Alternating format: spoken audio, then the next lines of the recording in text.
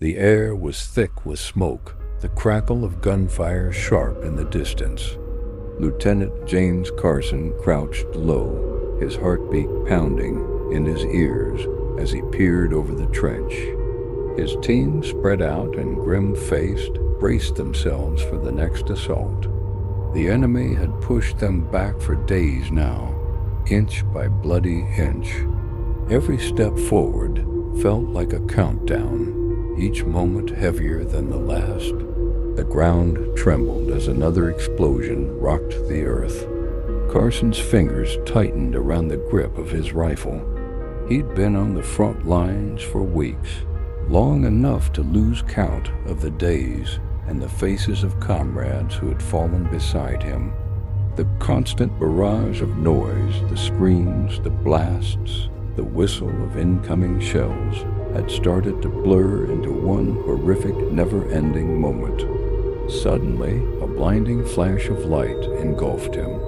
The world around him twisted, and for a brief, surreal moment, everything seemed to stretch, then snap. The sound of war, the roar of the battlefield, faded as if pulled into another dimension. Carson stumbled, disoriented, his hands gripping nothing but air. The cold, sterile hum of machinery replaced the chaos of the front lines. His boots hit the smooth floor of what seemed like a futuristic command center.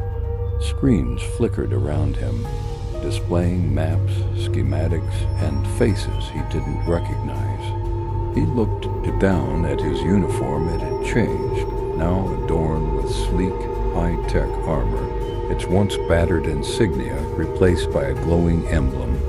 A voice behind him broke through the fog of confusion.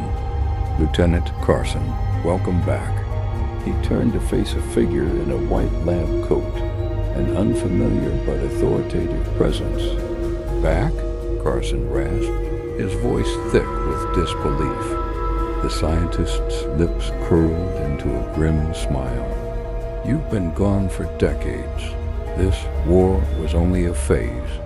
The future is, well, we're still trying to figure that part out." Carson's mind raced. The front lines, the pain, the comrades. Had it all been a simulation? A glimpse of a past that had already ended? As he glanced at the futuristic world around him, the weight of the past seemed to shift into something even heavier, a future where the battle perhaps had never truly ended.